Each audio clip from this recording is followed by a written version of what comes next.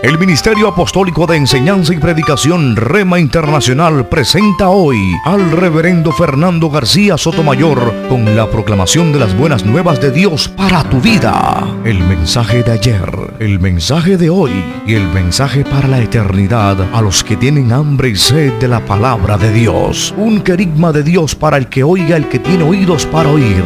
Escucha el dabar del Eterno a las naciones. Ahora es el tiempo para recibir el rema del Espíritu Santo a tu espíritu. Escuchemos con fe la memra del Señor para el alma.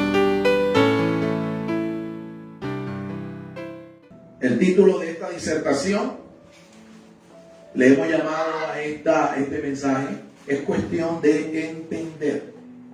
Es cuestión de entender. Y tenemos un texto bíblico sobre el cual nos hemos apoyado para fundamentar esta disertación. Hechos 8:30. El libro de los Hechos de los Apóstoles, capítulo 8 y el versículo número 30. Vamos a escuchar la lectura bíblica y luego oramos pidiéndole al Señor su divina dirección, que nos dé entendimiento, que Él nos conduzca a todo aquello que contribuya a la edificación espiritual de nuestras almas. Libro de los Hechos de los Apóstoles, capítulo 8, verso 30. Y dice así la palabra del Señor. Y Felipe, corriendo, le alcanzó y le oyó que leía el profeta Isaías. Entonces le dijo: ¿acaso entiendes lo que lees? Amén. ¿Acaso entiendes lo que lees? Una pregunta interesante, y yo le llamaría una pregunta existencial. Una pregunta que debe hacerse todo aquel que lee o aquel que escucha la palabra de Dios. ¿Entiendes lo que estás leyendo? ¿Entiendes lo que estás oyendo? Vamos a orar y vamos a pedirle al Señor que nos guíe por su Espíritu Santo. Cierre ahora su Biblia y abra su corazón para escuchar palabra de Dios. Oremos juntos. Padre eterno, te exaltamos, te bendecimos, Señor, te damos gracias por tu palabra. Te rogamos, Señor, que tú abras nuestro entendimiento espiritual. Tu palabra, Señor, nos ilumine.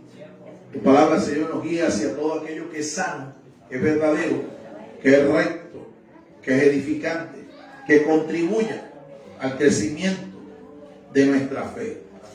Tú prometiste guiarnos por tu Espíritu. Hazlo, Señor, en esta hora. Que se escuche solo tu voz, no voz de hombre, sino voz de Dios. Nuestras vidas, Señor, puedan ser fortalecidas. Aquellos, Señor, que estén sanados reciban sanidad en esta hora. Aquellos que están atados reciban libertad.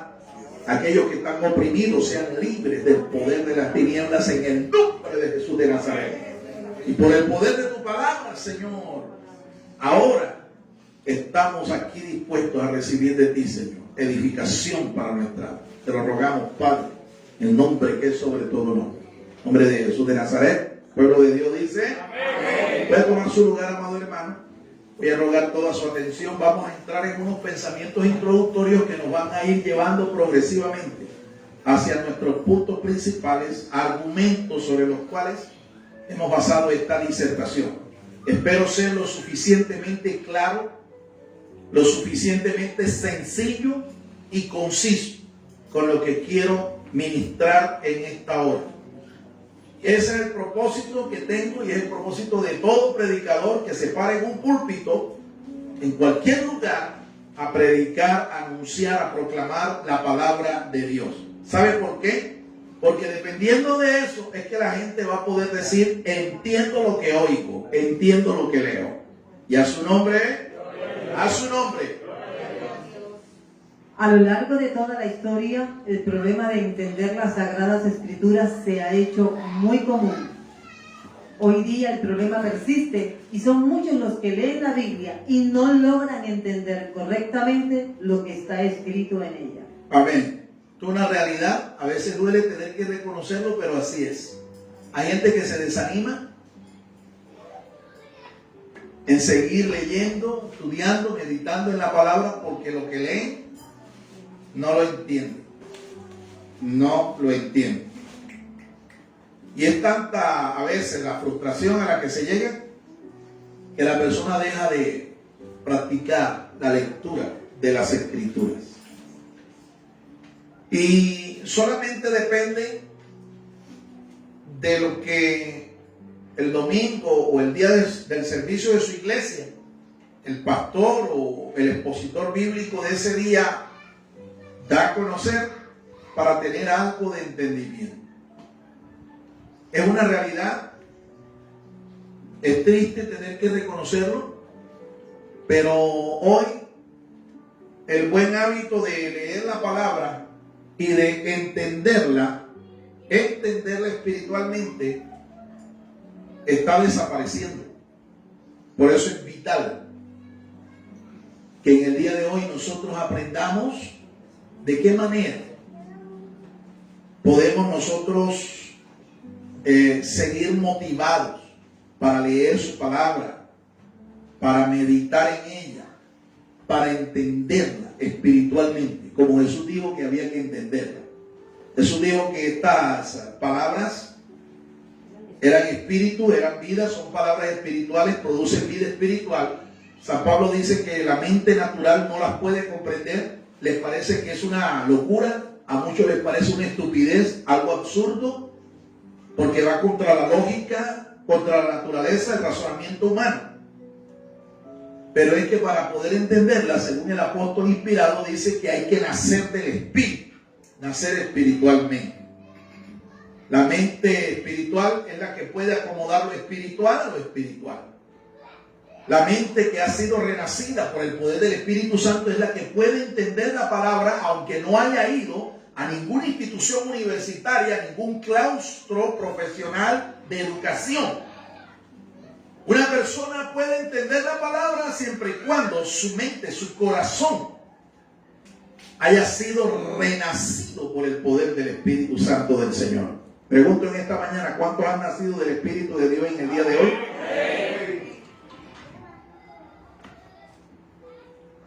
Esta condición ha traído mucho desánimo para seguir leyéndola. Este fue el problema de un funcionario del gobierno de la antigua Etiopía. Así es, en el texto que hemos tomado, en su contexto, nos muestra que este hombre era un funcionario de una reina allá en Etiopía. Si mal no estoy, se llamaba Candace, la reina. Y este hombre era un prosélito del judaísmo. ¿Qué significa eso de que era un prosélito del judaísmo? Era un discípulo del judaísmo.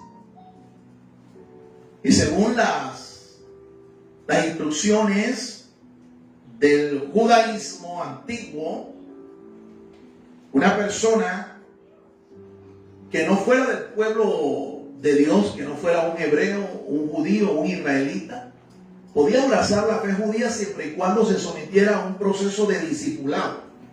Ese proceso de discipulado mínimo era de 1 año. 52 Shabbat tenía que esta persona participar de ellos para luego ser reconocido como un hijo de la ley, un discípulo, un hombre piadoso, un judío practicante, un judío observante, un judío piadoso.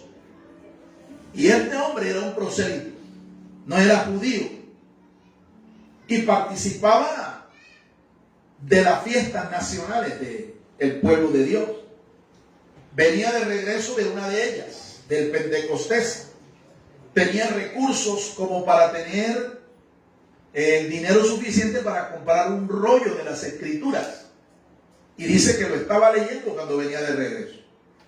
El Espíritu Santo pone en el corazón de Felipe, uno que había sido elegido para que fuera primeramente diácono en la iglesia primitiva, pero luego de su tarea fiel como diácono, sirviendo a las mesas en la iglesia cristiana, la iglesia primitiva de Jerusalén, luego el Señor lo capacita y lo envía para que realizara una obra como evangelista.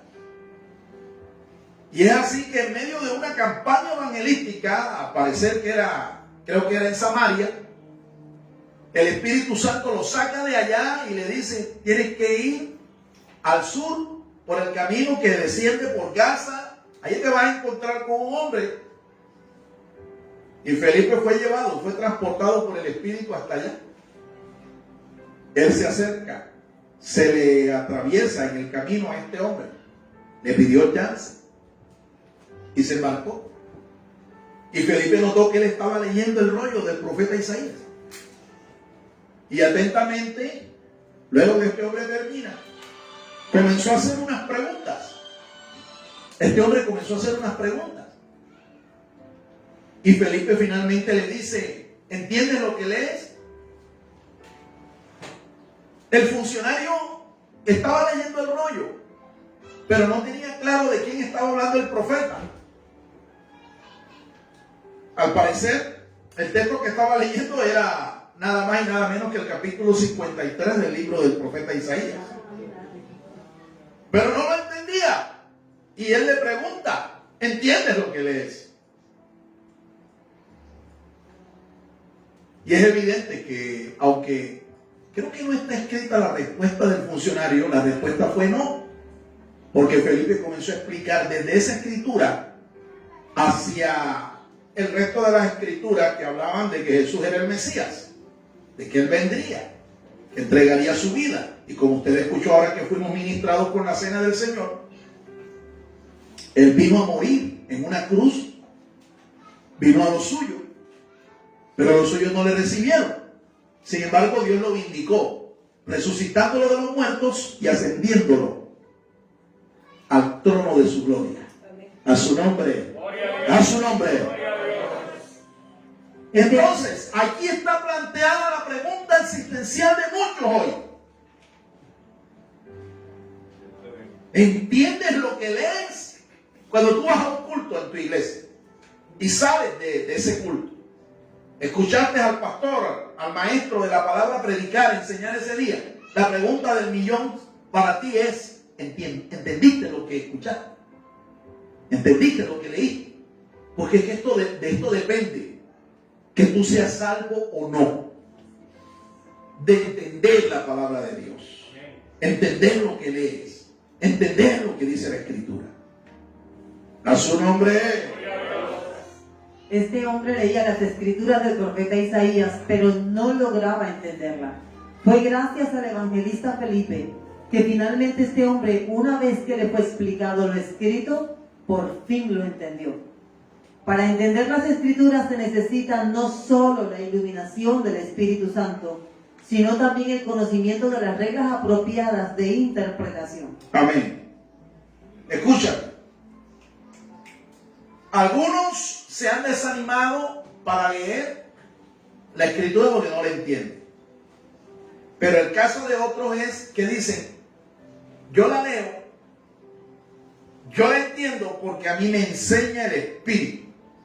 A mí todo lo que yo he entendido, he aprendido de la palabra, me lo ha revelado el Espíritu. Así que yo no tengo necesidad de ir a ningún seminario, a ninguna institución, sentarme allí a los pies de un maestro que me enseñe, porque a mí me lo revela todo el Espíritu. ¿Conoce usted gente así? Yo conozco bastante.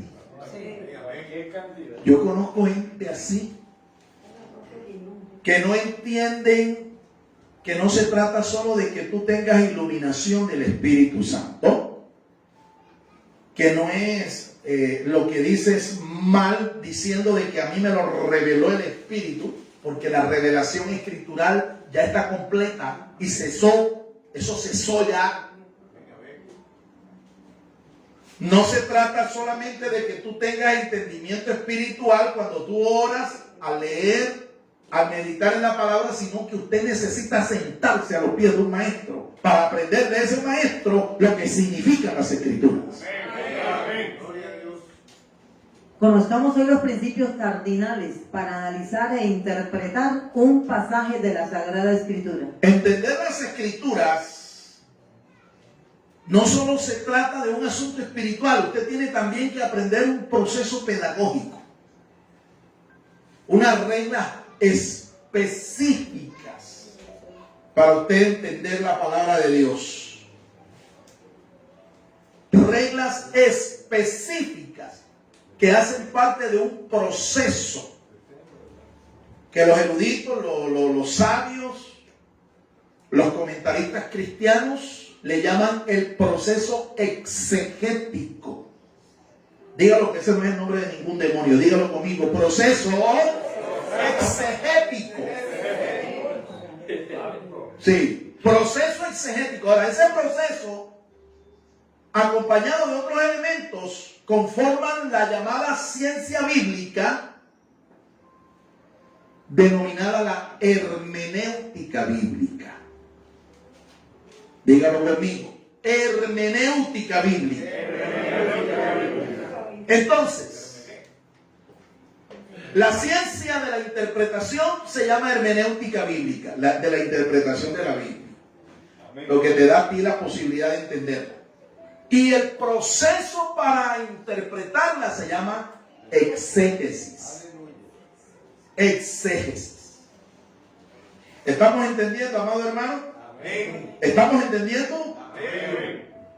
Sí, no vaya a ser como aquella anciana que estaba en una iglesia y estaba escuchando a un seminarista que estaba recién graduado y tenía fiebre de título, fiebre de diploma. Eso le pasa a todo el mundo. Espero que a los que se vayan a graduar ahora con la universidad no les vaya a dar esa fiebre. Porque yo les echo agua facilito, rápido, y les baja la temperatura enseguida.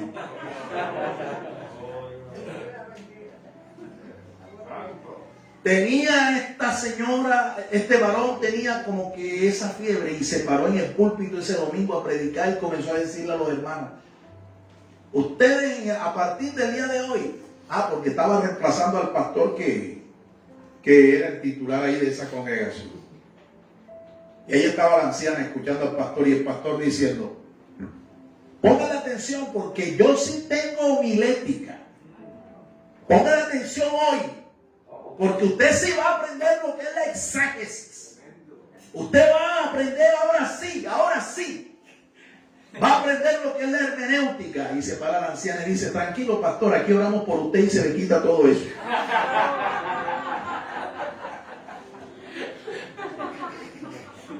Marita pensó como que el pastor estaba endemoniado o tenía algo, una enfermedad rara o algo así. Así es, mi amado hermano. Hay ministros del evangelio hoy que se han puesto a predicar la palabra de Dios desde un púlpito sin entender lo que están predicando, ¿yo? Sin entenderlo. Me acuerdo hace un tiempo atrás en el que yo tuve la oportunidad de ir a un pueblo aquí de nuestra llanura del Caribe, San Marcos, creo que es departamento de Sucre o Córdoba. Sucre. San Marcos. Ella es mi familia. Bueno, voy a hablar un poquito más de allá de San Marcos. Resultó ser que yo llegué allá y íbamos a dar una cátedra de unas 30 horas de hermenéutica bíblica. Y me acordé que allá había un pastor amigo que hacía muchos años yo lo conocía. Y yo pregunté en el sitio que si alguno conocía a ese pastor y me dijeron: sí, claro, él es amigo de nosotros. Le dije: hágame el favor, consígame el número de teléfono de este hombre que yo quiero invitarlo acá. Y me lo consiguieron. Y yo lo llamé esa mañana. Y le dije: pastor, mira, te habla fulano de tal. Estoy aquí en tu ciudad, en tu pueblo. Y estoy haciendo esto. Estoy dictando una cátedra de hermenéutica bíblica. Y el hombre, sin mentirle, hermano, desde allá me dijo: ¿Herme qué?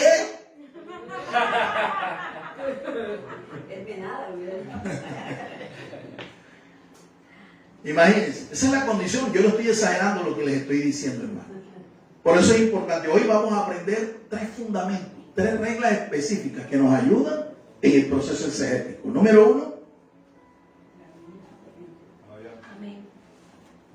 mi amada? Análisis histórico. Análisis histórico. Ese es el primer elemento, la primera regla básica. Usted tiene que hacerle un análisis histórico al pasaje que está estudiando. Número 2. Análisis gramatical del pasaje. Análisis gramatical del pasaje. Primero. Y número 3. Tercero. Es el análisis teológico o espiritual del pasaje. Ese mensaje lo hice yo. Bueno, yo no lo copié de ningún libro. Primero, análisis histórico del pasaje. Primero, usted tiene que entrar, enfocarse en hacer el análisis histórico del pasaje. Segundo, análisis gramatical del pasaje. Análisis gramatical del pasaje. Y 3, el análisis teológico o espiritual del pasaje. ¿Y se da cuenta? Son 3 cosas. Y una vez que usted tenga esto, bueno, dele gracias a Dios porque tiene de pronto el sentido completo del pasaje que está estudiando. Amén. Amén, hermanos. Entonces vamos a enfocarnos en el primero y veamos los elementos que involucra este análisis histórico-cultural. Este análisis nos permite conocer la cultura que enmarcó el pasaje. La cultura. Este análisis nos permite conocer el momento histórico en que el autor escribió el pasaje. Momento histórico en que el escritor fue inspirado para escribir el pasaje. Este análisis nos permite conocer el momento cronológico en que ocurrió lo narrado por el autor en el pasaje. Correcto. Una cosa es el tiempo que el escritor, que rodeó al escritor, y otro tiempo es el que el escritor describe cuando escribe lo que está escribiendo. Por ejemplo, Moisés habló de un tiempo, el tiempo inicial de la creación. Él lo escribe, pero Moisés no vivió en ese tiempo. ¿Me explico? Moisés no vivió en ese tiempo. Moisés se remitió a los orígenes de la creación, el momento en que Dios determinó hacer lo que hizo. Creó todo a su nombre.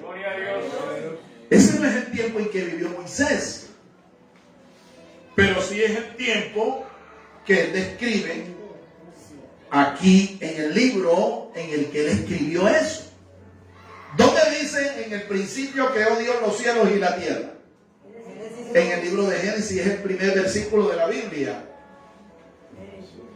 ¿Sí? Pero en ese tiempo no vivió Moisés. Ay, ¿cómo lo supo? Por 2 vías. 1, él investigó la tradición oral de su pueblo.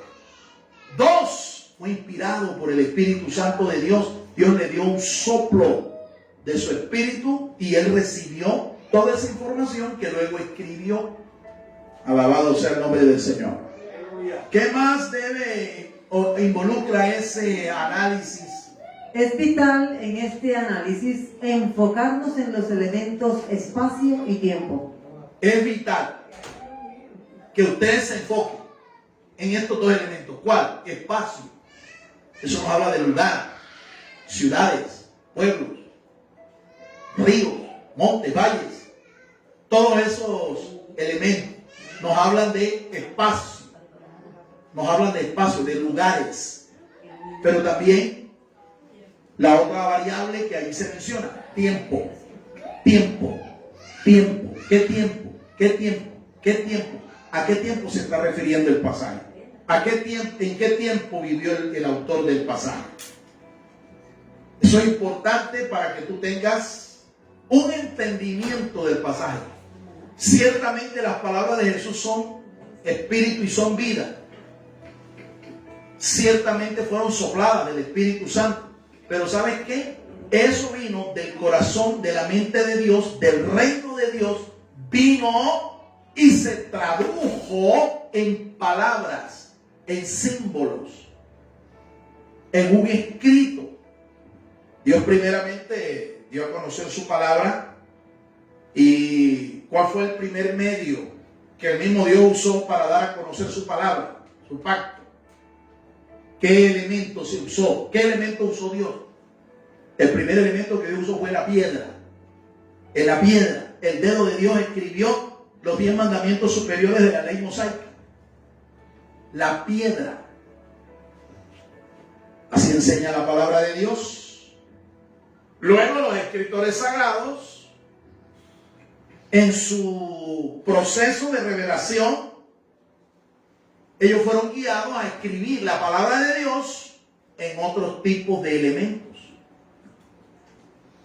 Pergaminos, papiros, rollos, madera, piedras preciosas, marfil, etcétera, etcétera, hasta que se inventó el papel y se inventó la imprenta. ¿Sí? Todos esos medios fueron usados por los sagrados escritores para traernos y darnos a conocer la palabra de Dios. Todo eso usted debe conocerlo. Todo eso usted debe saberlo. Entonces, cuando uno está haciendo el análisis cultural, el análisis histórico del pasaje, es importante que tú investigues sobre disciplinas del conocimiento humano como son la antropología, la geología, ¿ves? Y ciencias que tienen que ver con la historia de la humanidad, la arqueología, ¿ves? Ciencias que te van a proveer a ti información paralela a la información que te está ofreciendo el texto bíblico. Hasta la geografía. La política. Todo eso. La política, la cultura, la escritura, ¿ves? Los idiomas, todas estas cosas. ¿Ves? Tienes que conocer. Hay que investigarla porque esto, repito, te va a proveer una información paralela, completa, ¿sí? Que no está, muchas veces no está revelado en el texto bíblico, en el texto sagrado, pero que es parte de la historia. ¿Cuántos dan gloria al Señor, hermanos? Continuamos. Segundo elemento o fase del proceso exegético. Análisis gramatical del pasaje. La gramática. Oye. Este análisis nos permite saber si el pasaje debe entenderse literalmente o no. Así es. La forma en que está escrito es un idioma humano, es una lengua humana. Los judíos dicen que el idioma divino es el hebreo, porque Dios usó el hebreo para darlos a conocer su palabra. ¿Verdad? Ahora, eso suena un poco como a presunción, ¿verdad? Porque el hecho de que Dios haya escogido el hebreo no quiere decir que haya considerado inmundos los otros idiomas que se hablan en la tierra. Sin embargo, esta pretensión es propuesta por muchos judíos. ¿Ves? Como que la lengua hebrea es la lengua superior. Ahora, esa misma actitud sectaria la mostraron también los primeros cristianos que hicieron la traducción llamada Vulgata Latina. San Jerónimo y la Iglesia Católica, Apostólica y Romana, cuando mandó y patrocinó a Jerónimo, San Jerónimo, a que tradujera de las escrituras hebreas y griegas una versión a la que llamaron la Vulgata Latina, ellos consideraron que el idioma sagrado entonces no era ni el hebreo ni el griego, sino el latín. El latín, ¿me entiende? Ahora, los primeros cristianos, la iglesia primitiva, no usó ni el latín ni el hebreo. Ellos tradujeron fue al griego koiné. Al griego koiné. Y el mensaje de Dios nos vino originalmente en esas dos lenguas. Hebreo, arcaico, o llamado también paleohebreo, y el griego koiné. Unas cuantas secciones de la Biblia, muy pocas, muy escasas, nos fueron dadas en arameo. Pero el arameo es un dialecto del hebreo. Es un dialecto más del hebreo. Así como el griego koiné era un dialecto del griego. Habían otros idiomas, otros dialectos del griego. El clásico, el jónico, el eólico y otros más. Sin embargo, la lengua que Dios escogió para darnos a conocer la revelación de su nuevo pacto fue el griego koiné. Así es que no es que estos idiomas sean superiores, sino que fueron santificados por Dios para eso. Todo lo que Dios usa, lo primero que Dios usa es, o lo primero que Dios hace es limpiarlo. ¿Qué hace con eso? Lo hace digno para poder ser usado. Por eso es que nosotros, antes de ministrar, tenemos que santificarnos, tenemos que limpiarnos, porque Dios se glorifica es en instrumentos que son totalmente limpios. Este análisis debe tener en cuenta lo siguiente: la composición literal de cada palabra. Composición literal. Bueno, cuando tú lees el texto, lo primero que usted tiene que saber es si el texto debes interpretarlo en forma literal, en forma simple, o si el texto te trae un mensaje más que la simple literalidad que estás leyendo. Es decir, si tú lees un texto bíblico que dice, Dios creó los cielos y la tierra, ¿cómo yo debo interpretar esa expresión cielos y tierra? La primera regla de interpretación te dice a ti que tienes que entenderlo, tomarlo en el sentido usual y ordinario de las palabras. O sea, esos son cielos.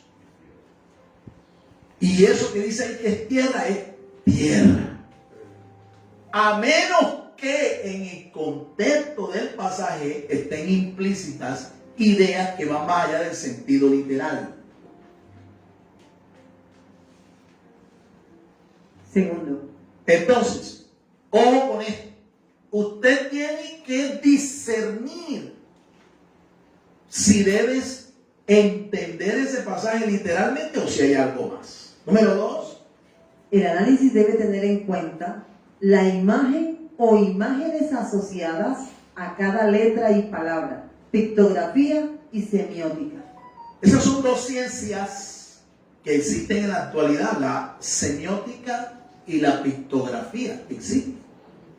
Y es que los idiomas, algunos idiomas antiguos, primero, antes de tener un código alfabético, antes de tener un código de letras, primero fueron símbolos, primero fueron ideogramas, primero fueron dibujos, como los jeroglíficos egipcios, por ejemplo. Idiomas como el chino, mandarín, idiomas como el hebreo. ¿Ven?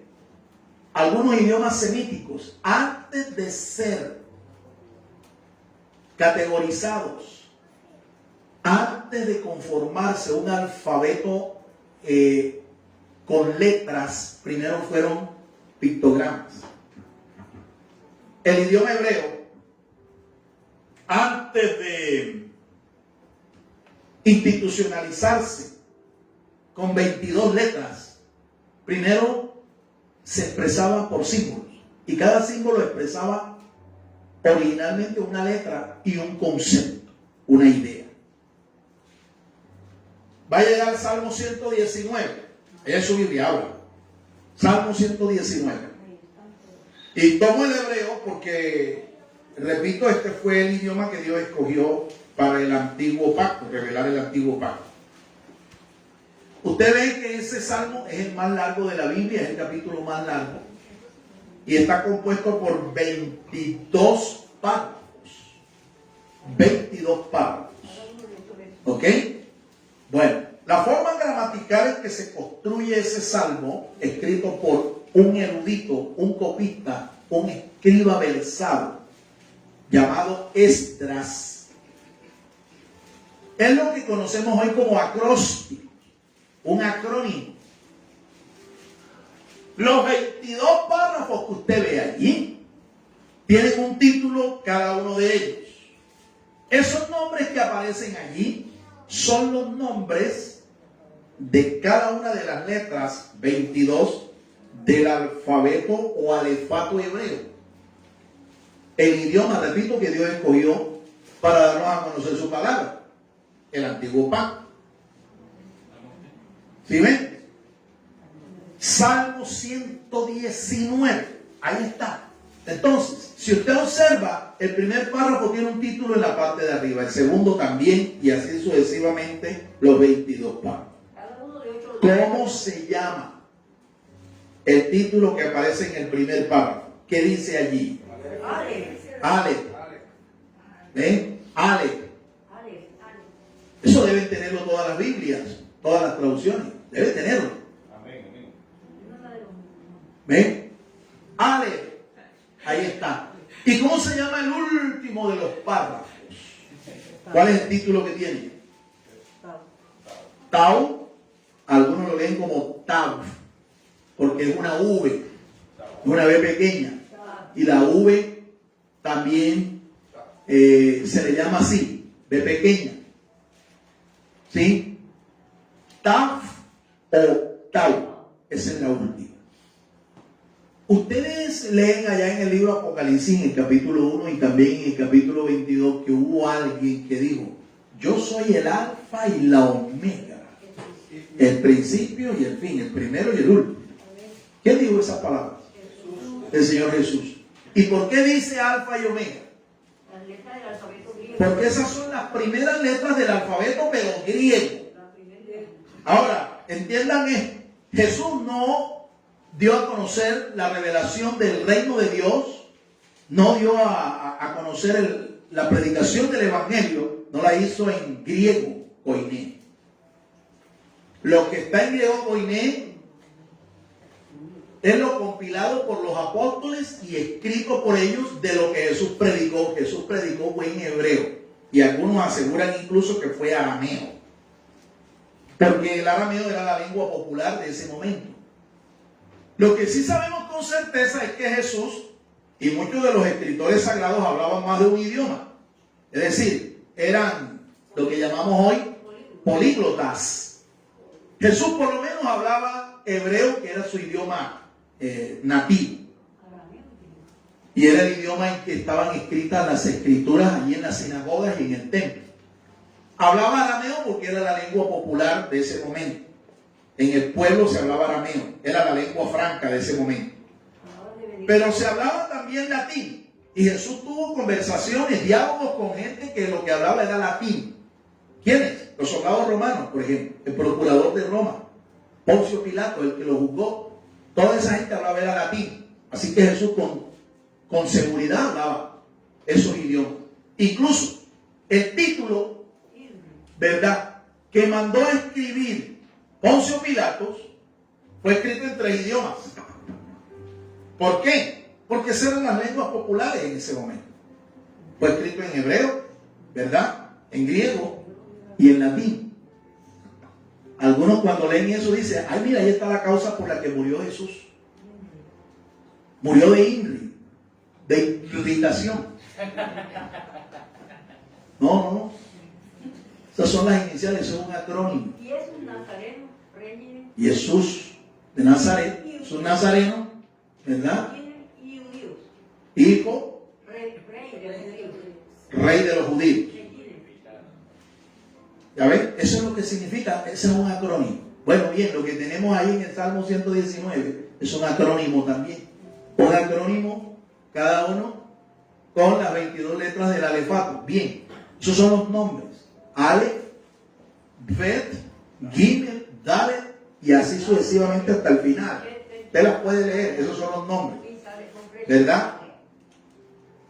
Bien, esos nombres de esas letras se leían primeramente de un ideograma, de un símbolo, un pictograma. La ciencia que estudia hoy actualmente los símbolos se llama semiótica.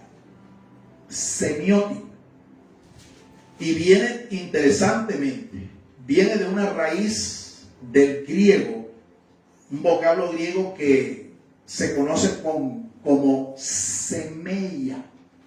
Semeia se traduce literalmente como señal, una señal. Y esto es algo interesantísimo.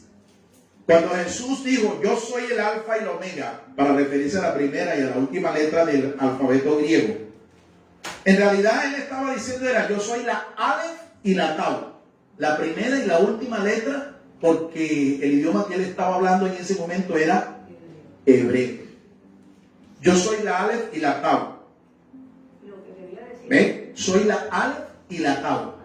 Bien, resulta ser, mi amado hermano, que estas letras, estos caracteres gramaticales sirven para construir palabras, ¿verdad? Pero originalmente no se escribían como letras, sino como pictogramas. Es así entonces que la primera letra, Aleph, que usted conoce allí, la está leyendo del hebreo, Aleph, ella primero era representada con un ideograma, una especie de dibujito. Eso se dibujaba con la cabeza de un buey. La cabeza de un buey. Y el concepto era el concepto de Dios como la fortaleza, el poder máximo, el poder absoluto. Liderazgo, fortaleza, la divinidad, Dios. La letra segunda, la Bet, también tenía un pictograma original al principio. ¿Cómo lo hacían? Una casita, una casa. Y el símbolo expresaba un concepto. ¿Cuál es el concepto de casa? Familia, familia, familia. La casa es la familia. La tercera letra, Gimel. ¿Ve? Se escribía de una forma como se escribe en el día de hoy, pero inicialmente no fue una letra, no fue un carácter, fue un dibujo. Y se usaban dos realmente, no uno solo, dos.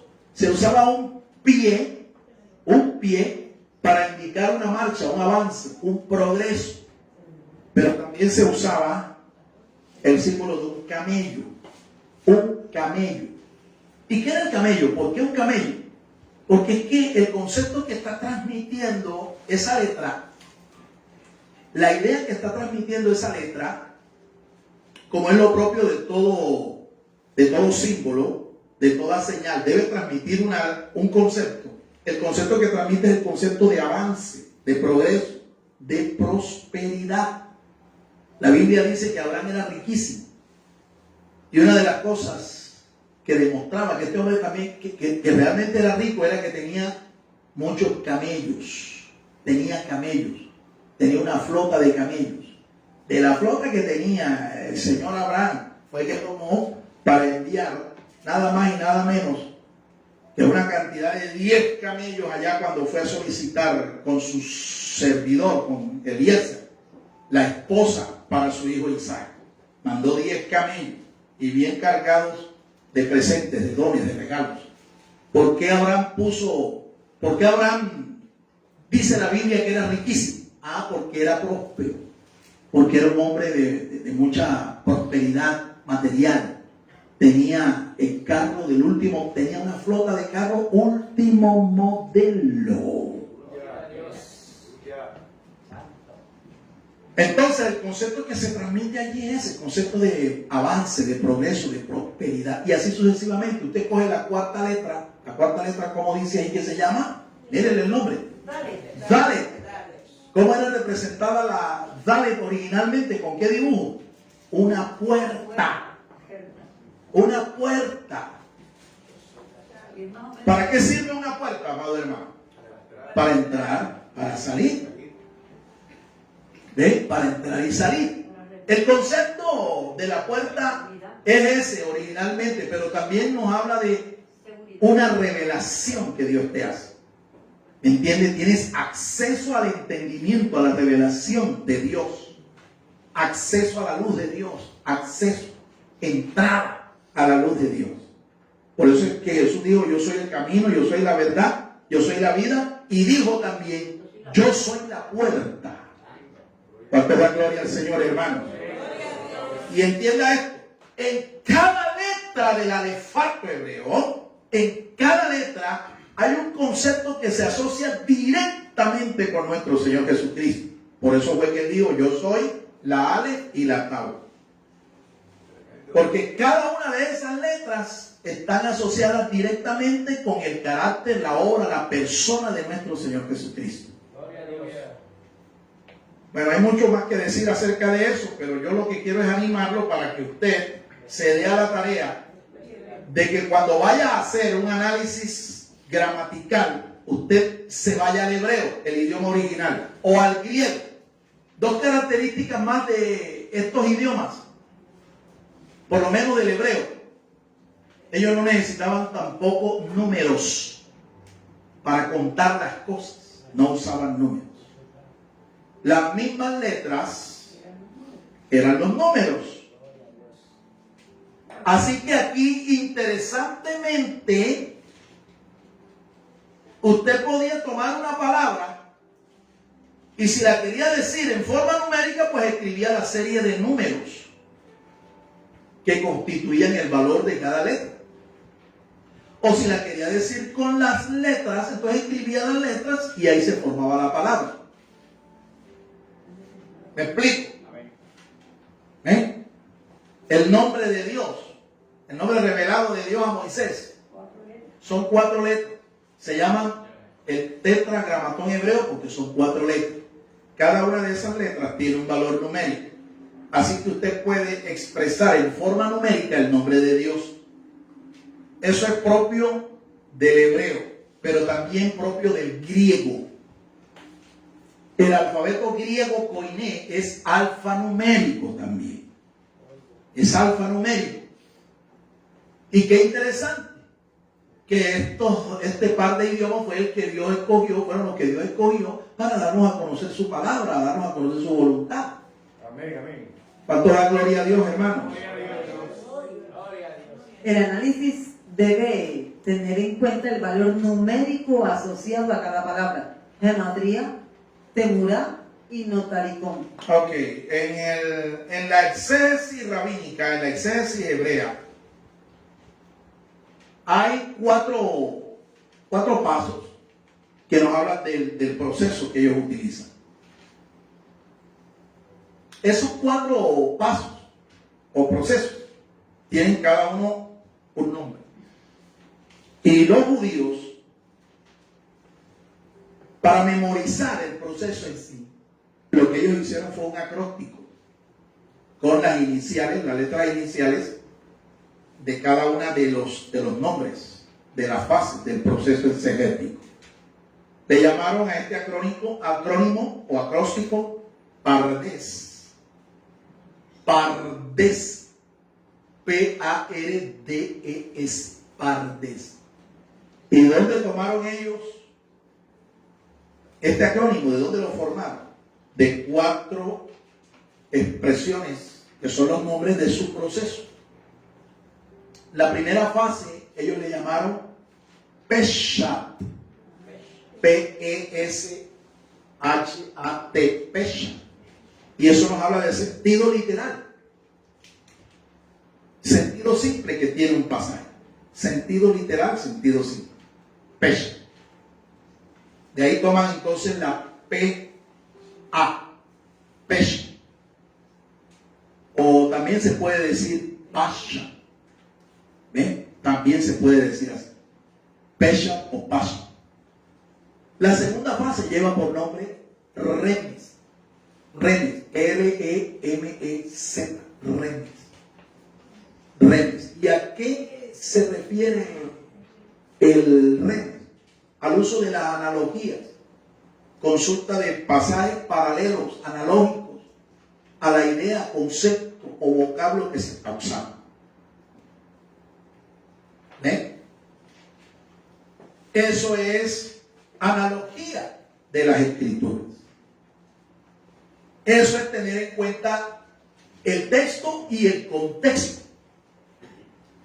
¿Ven? El texto y el contexto del pasaje. ¿Cómo le llamaron a esa segunda fase? Remes. Entonces tome de allí la inicial, N. Y tenemos ya la expresión par. La tercera fase, ellos le llamaron darash. Y de allí se toman las dos primeras letras, DA o DE. No hay distinción. La ale puede pronunciarse como A o como E también. ¿Y a qué se refiere el darash? Al uso de los símbolos, palabras simbólicas, palabras típicas, ¿ven? Que están escondidas en un elemento, en una verdad. Eso también es de uso de los cristianos, los comentaristas, los eruditos cristianos. Nosotros sabemos que en la Biblia hay tipología. Por ejemplo, hablamos de tipología en los personajes bíblicos del Antiguo Testamento y que se cumplen en la persona de Cristo. Ejemplo, Adán es tipo de Cristo. Moisés es tipo de Cristo. José es tipo de Cristo. A toda gloria al Señor, hermanos. Tipología, símbolos. Entonces tenemos ya la expresión parte, con las primeras letras de estas fases que hemos estado mencionando. Y la última, ellos le llaman la expresión o el nombre Sod, S-O-D, Sod. ¿Y a qué se refiere esta fase? Esta es la fase que estudia los misterios. Esta es la fase que estudia la numerología bíblica. Esta es la fase que te lleva a ti al uso de la construcción de acrósticos o la derivación de palabras de una misma raíz. Del hebreo se dice que por lo menos usted puede permutar con las mismas letras de una palabra, puede permutar hasta 7 palabras diferentes. ¿Usted está escuchando eso? Hasta 7 palabras diferentes con la misma raíz, las mismas letras, por medio de una permutación. Eso fue lo que usted escuchó ahora. Lo que usted escuchó es que los hebreos, en su proceso exegético que llaman el Pardés, hay una fase que se llama la Sod, que estudia los misterios, lo que está oculto. Y para descubrir eso ellos usan la numerología bíblica. Como ya usted aprendió que cada letra tiene un valor, entonces uno puede saber el valor numérico de una palabra. El nombre de Dios, por ejemplo, tiene 4 letras. Suma 26, porque las 4 letras que conforman el nombre original de Dios tienen un valor numérico. ¿Cuáles son esas 4 letras? Yud, Hei, Vav, Hei. Son esas 4 las letras. Yud o Yod, usted la va a encontrar ahí en Salmo 19 como Yod. Yud, Hei, Vav, Hei. Si usted suma el valor numérico de esas 4 letras, le va a dar un valor numérico. 26. Le da eso exactamente. 26.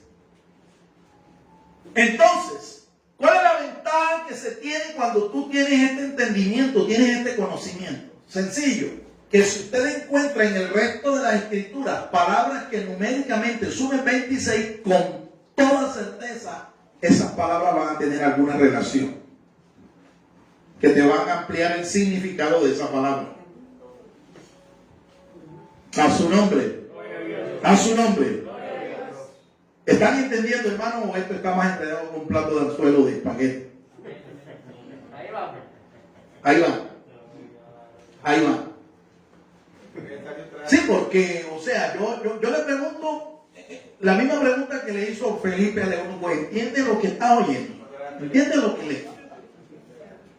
Pero si no, hermano, aquí estamos haciendo una pérdida de tiempo, aquí, mejor dicho, terrible. 26, y así sucesivamente.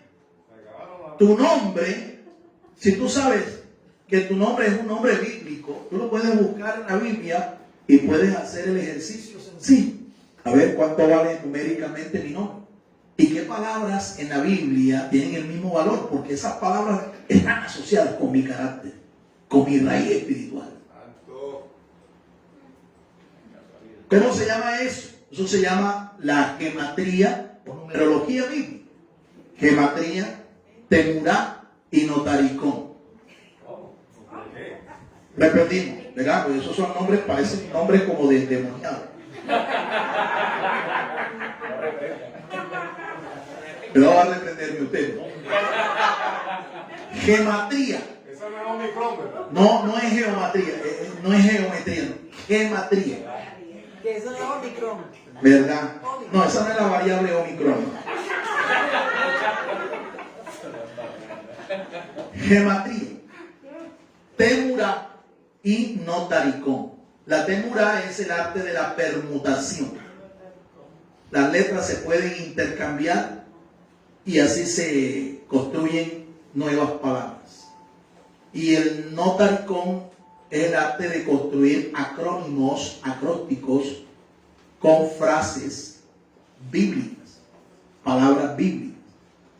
Uno de los acrósticos más usados, más comunes. El otro día le compartí uno a los pastores que tiene que ver con el nombre de Dios. No sé si ustedes se acuerdan. ¿Se acuerdan de ese mensaje? El Shaddai. ¿Se acuerdan? Amén, amén. El Shaddai. Los que lo escucharon quedaron ilustrados, edificados, bendecidos. Porque hasta ese momento ellos sabían que el Shaddai es traducido como dice allí los traductores, el Todopoderoso. Pero eso es una traducción. Eso es una traducción. El nombre que está allí revelado es un acróstico. Es un acróstico. Shaddai viene de 3 expresiones hebreas que se toman las 3 iniciales. La letra Shin, la letra Dalet y la letra I en el hebreo, que tiene su nombre también. Shaddai. ¿Ven? Shin, Dalet y la letra I. En este momento no me acuerdo cómo es que se llama. A ver, ayúdenme allá, pastora Priscila, que usted sabe leer el hebreo. No, es la letra Yud, que se translitera como I. Como I, como I. Yod o Yud. La comita. Sí, exactamente eso. Exactamente. Yod o Yud se translitera como I. Al español se translitera como I. Entonces, Shaddai está formado de 3 expresiones. La primera empieza con la Shin, la letra Shin hebrea. La Shin hebrea, Shin. Shin. ¿Verdad? Sí, suena como chino. Pero menos fuerte que la Che. Es la SH. Algunos hermanos, yo los he escuchado y los escucho hablar y tienen problemas para decir Shin. Shin. Kadok. No es Kadok, es Kadosh. Kadosh. ¿Me entiende? Esa prueba también se la hicieron allá. Usted lee los libros históricos de la Biblia, y hubo alguien que hizo una prueba para ver quién era Galileo y quién no. Le mandaron a pronunciar una expresión con la letra Shin. Shibolet. Y el que decía Sibolet, no, este no es Papayo. El que decía Shibolet, ese sí. Bueno, la expresión Shaddai viene de tres palabras hebreas, ¿verdad? La primera empieza con Shin. ¿Bien? Es la palabra Shomer. Shomer. Shomer. Shomer. ¿Qué traduce la expresión Shomer? El guardián, el protector, el cuidador. ¿Cuidador de qué? La segunda expresión dice Dalot. Se escribe con Dalet. Dalot es una palabra plural y es singular, es femenina.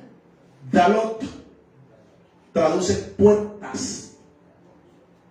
Y la expresión Israel, que se toma ahí la primera letra, ustedes saben cuál es, la Yod, y conforma la expresión Shaddai. Pero ¿qué es lo que traduce literalmente? El cuidador, el protector de las puertas de Israel. A su nombre, dale un aplauso a ese poderoso protector, a ese cuidador.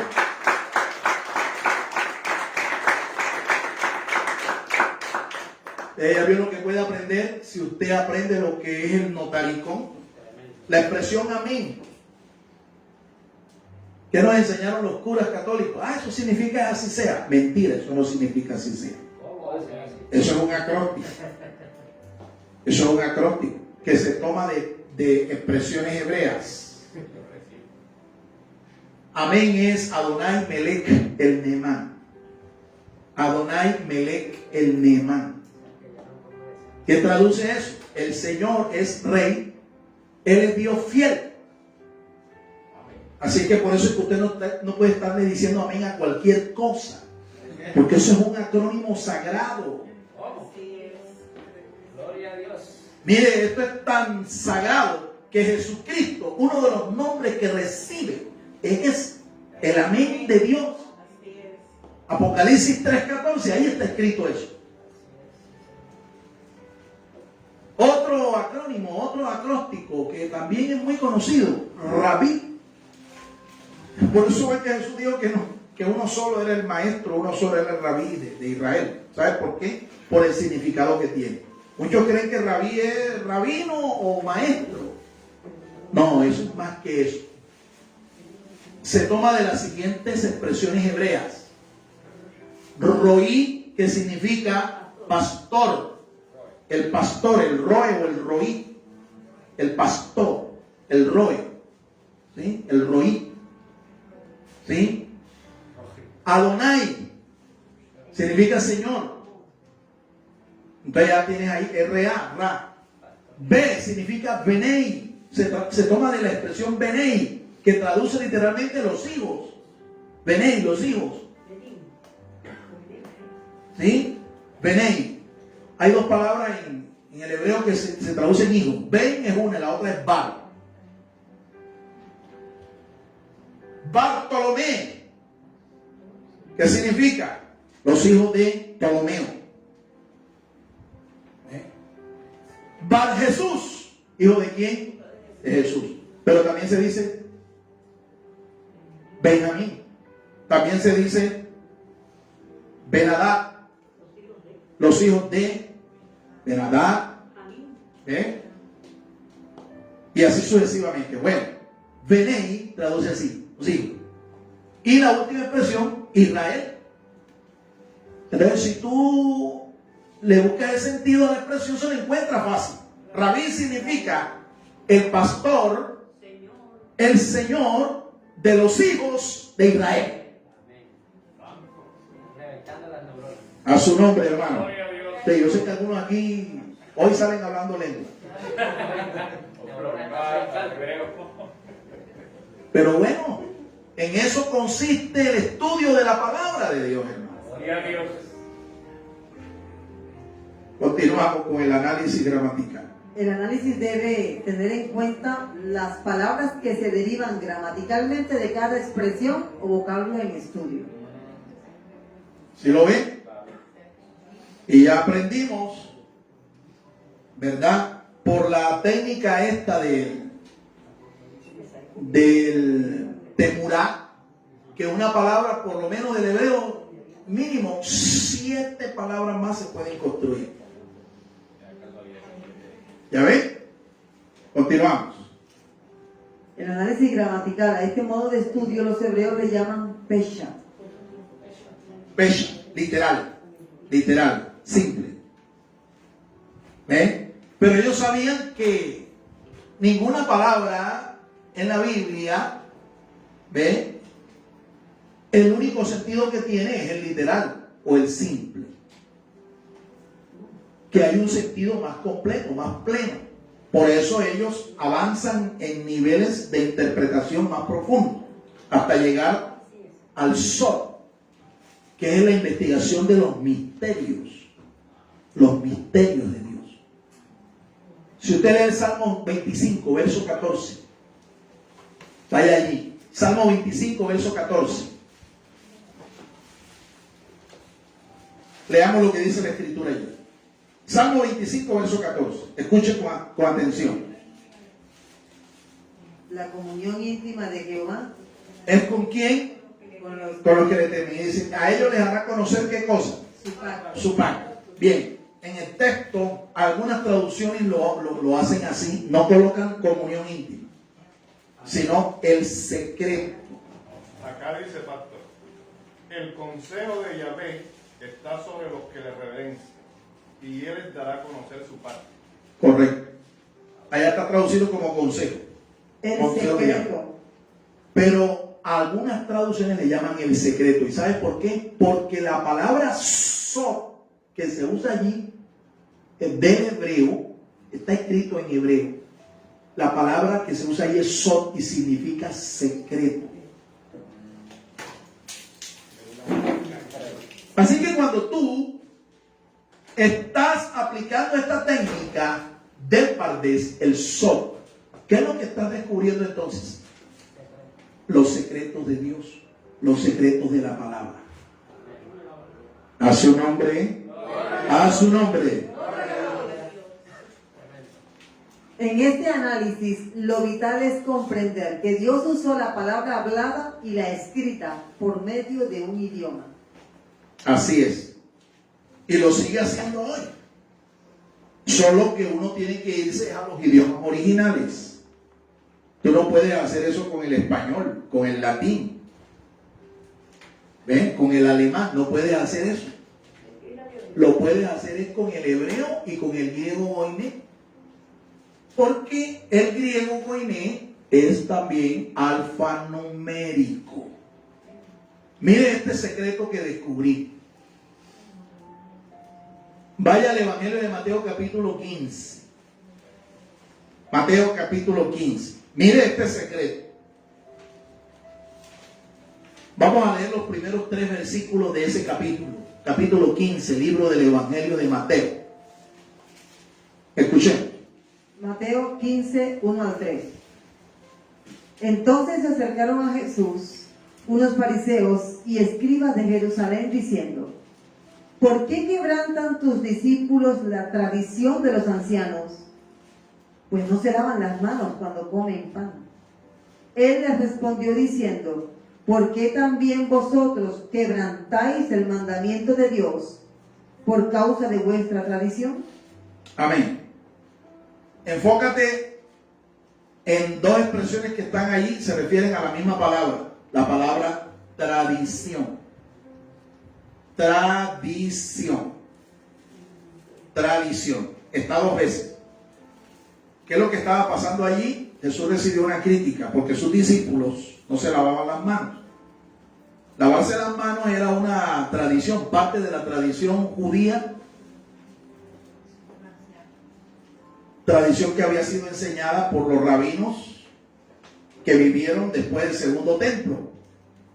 Es decir, los rabinos que reinterpretaron las escrituras durante el tiempo llamado el periodo del silencio, 400 años de silencio. Hubo hasta que Dios habló nuevamente por profecía a través de Juan el Bautista. Bien, Jesús dijo: ¿y por qué ustedes quebrantan la palabra de Dios, la escritura, por vuestra tradición? La palabra tradición que se usa allí viene del griego paradosis. Es un vocablo del griego goiné, paradosis. Resulta interesante que si tú sumas el valor numérico de cada una de las letras del vocablo paradosis, ¿cuánto crees tú que te va a dar? Invente ahí, piensa un número. Paradosis. ¿Sabe cuánto da la suma de esa expresión que Jesús usó 2 veces ahí y que condenó? Suma 666.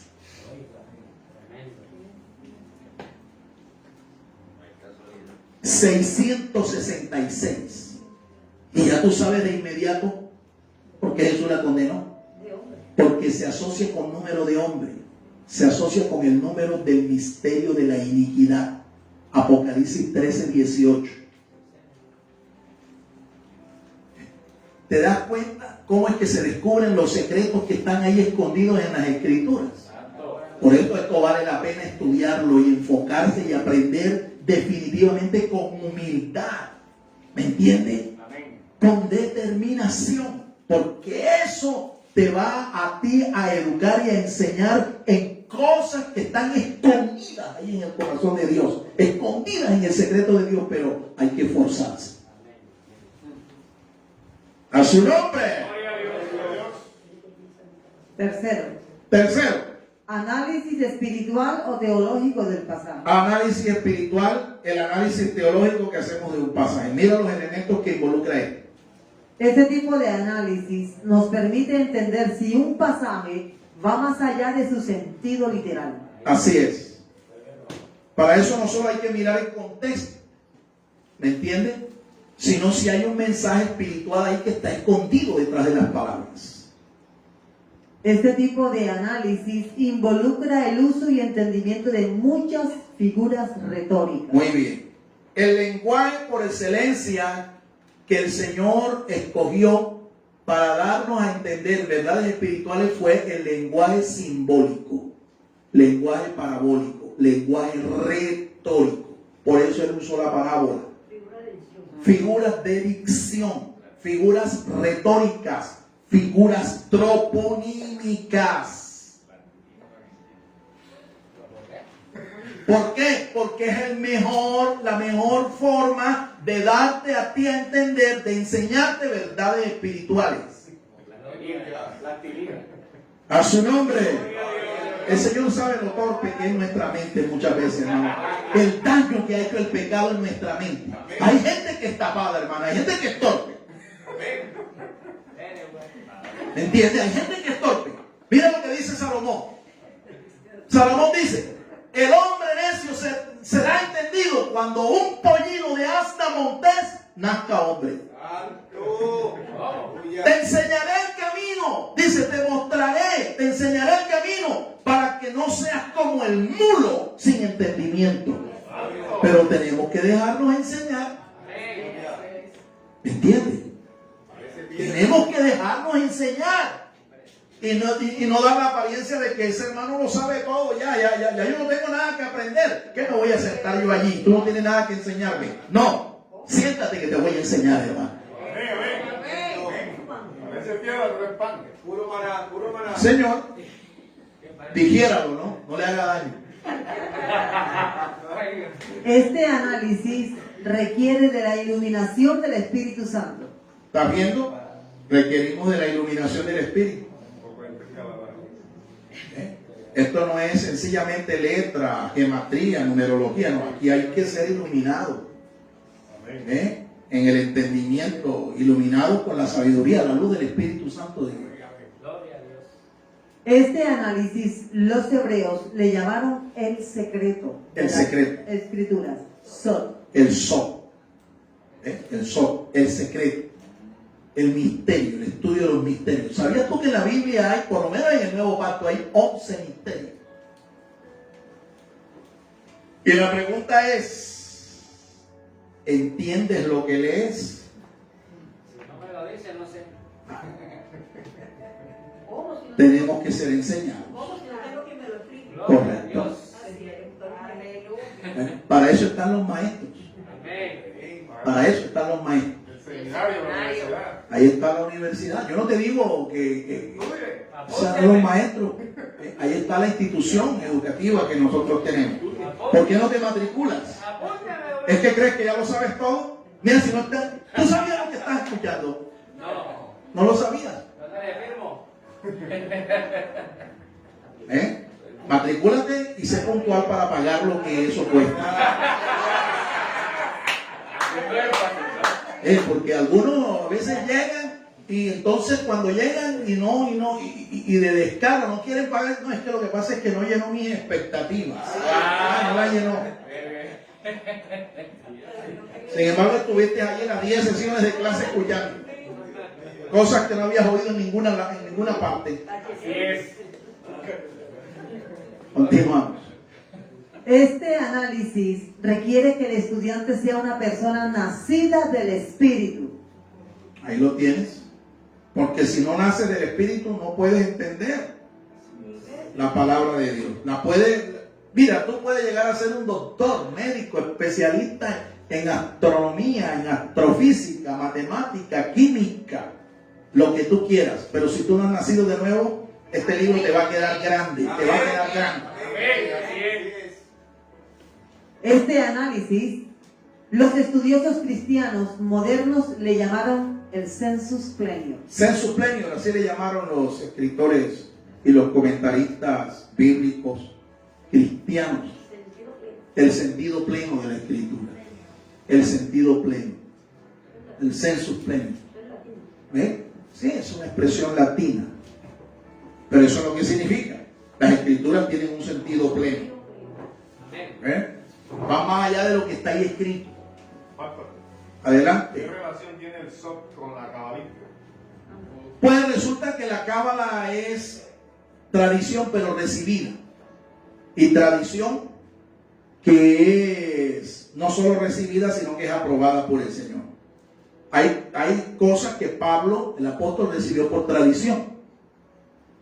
Ejemplo, usted escuchó hoy aquí a la pastora Priscila, cuando ella hace mención del pasaje que Pablo escribió a los Corintios.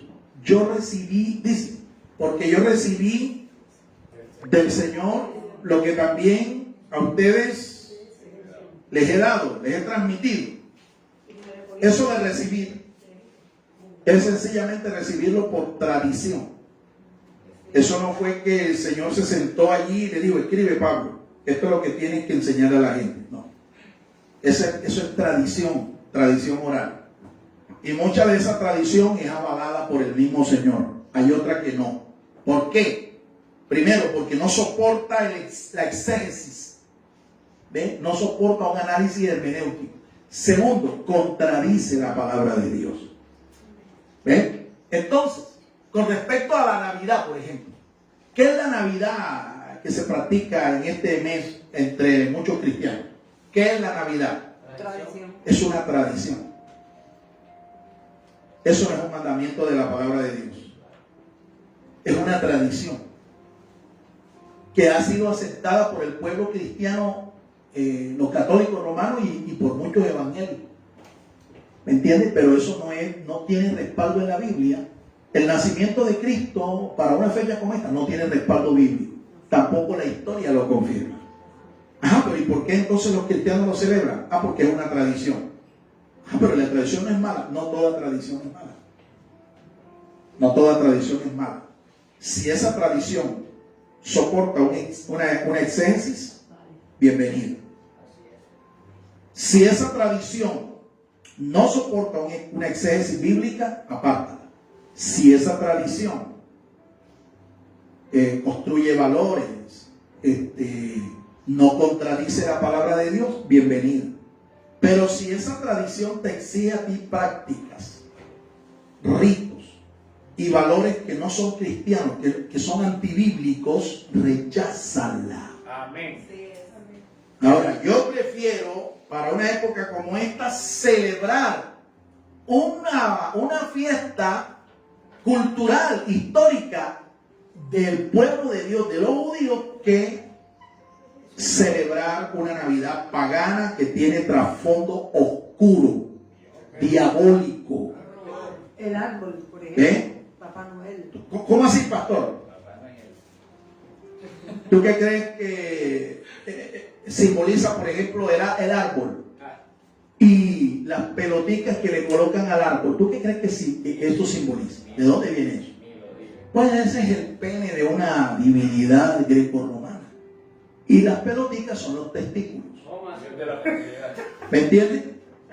¡Ay, qué tan divino! Divino, eso no tiene nada de divino. Eso no tiene nada de divino. ¿Eh? Por ahí le hice una pregunta a los pastores, más de 150 pastores, nada más me ha respondido uno. No se atreven a comprometerse con una postura. No se atreven, les da miedo. ¿Entienden? Les da miedo. Les pregunté, ante las evidencias históricas y bíblicas de que Jesús no nació un 25 de diciembre, ¿por qué entonces los cristianos evangélicos guardan la Navidad? Diga sí o no. y explico. Uno solo lo ha hecho. Y mi esposo es testigo. Esa pregunta se la hice a estos ministros hace más de 15 días. Y hasta la fecha, uno solo me ha respondido. Uno solo. Y para insultar. Y uno solo lo hizo después de insultarme. Después de insultarme, le dije, no, si esto no es para esto es para que sencillamente usted diga cuál es su postura y por qué. ¿Listo? ¿Cuál es la pregunta? A mí no me ha llegado. No le ha llegado, qué lástima que no le haya llegado. Pero se la enviamos, se la enviamos. Se la enviamos y a todos. Aquí nadie me puede decir a mí, no me la han enviado. Pues sí se les envió. Voy a hablar respuesta. Yo todavía no he hecho la producción del programa. Estoy esperando. Y hay respuesta para eso. Hay respuesta, claro que la hay. Claro que la hay. Pero tenemos que fijar una postura. ¿Ve? Porque el que calla, otorga. ¿Entiende? El que calla, otorga. Si usted calla, sabiendo qué es lo que tiene que decir, es como si le pusiera a usted un bozal a un buey que trilla. ¿Entiende? Si Dios a usted le ha dado palabra, ¿qué tienes que hacer con esa palabra? Predíquela, anúnciela a su nombre. Gloria a Dios. Pastor, ¿y qué hay entonces de ese Papá Noel, barba larga? ¿De dónde sale? Todo eso es pagano, todo eso tiene un trasfondo en el ocultismo. Todo eso es pagano. Las novenas, ¿ven? Investiguen en la internet lo que es la Saturnalia y se enterarán. ¿Ven? Saturnalia, investiguen. A que vean ustedes de dónde salió eso. La intención del concilio de Constantinopla, que fue quien lo instituyó, año 386, fue cristianizar una fiesta pagana que practicaban los romanos. Fiestas del mitraísmo, la religión de los romanos. Esa fue la intención. La intención fue buena, pero en la práctica el asunto resultó totalmente desastroso. Continuamos. Es bienaventurado aquel que lee, oye y entiende las sagradas escrituras. ¿Cuántos dicen amén? Las escrituras son de naturaleza espiritual y se han de entender espiritualmente. Son de naturaleza espiritual y se han de entender ¿cómo? Espiritualmente. Todo exégeta de las escrituras debe tener plenamente claro el hecho de que nuestro Señor Jesucristo es la clave hermenéutica para entender la palabra de Dios. ¿Qué es lo que eso significa, hermano? Ponga la atención. Estamos diciendo que el Señor Jesucristo es la clave hermenéutica para interpretar las escrituras. Lo que estamos diciendo es que Jesucristo tiene la primera y tiene la última palabra en materia de las escrituras. El sentido de las escrituras que Jesús tiene, el significado que Él le da, es la primera y es la última palabra, es la palabra de autoridad. Lo que Jesús enseñó acerca del texto bíblico es el sello principal y final de la verdad de Dios. Roguemos al Señor que nos dé una mente y una inteligencia espiritual para oír y entender su palabra y disfrutar de su salvación. Amén. Padre, gracias te damos por tus palabras. Te ruego, Señor, que lo que hemos compartido redunde en nuestro crecimiento espiritual, nuestra edificación, en el crecimiento de nuestra fe. Gracias, Padre. En el nombre de Cristo Jesús. Amén. Amén. Y amén. Dale un aplauso al Señor.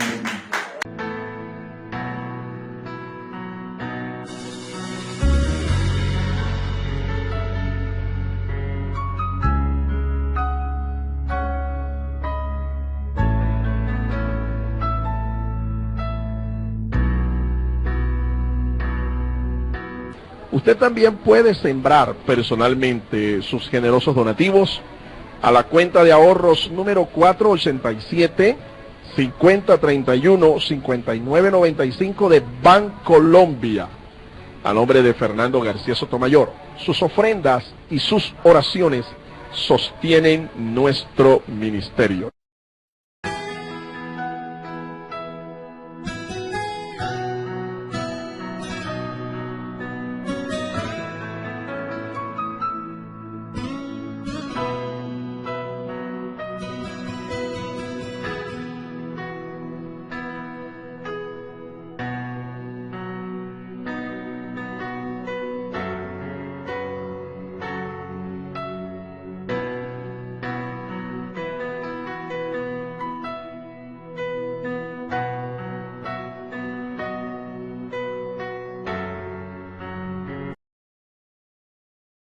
El Ministerio Apostólico Rema Internacional pone a disposición esta predicación. Ofrecemos ministración a simposios, seminarios, campañas evangelísticas, educación globalizada sana y de carácter interdenominacional. Escríbanos a ministerioremainternacional@gmail.com o llámenos al celular 316-270-7181.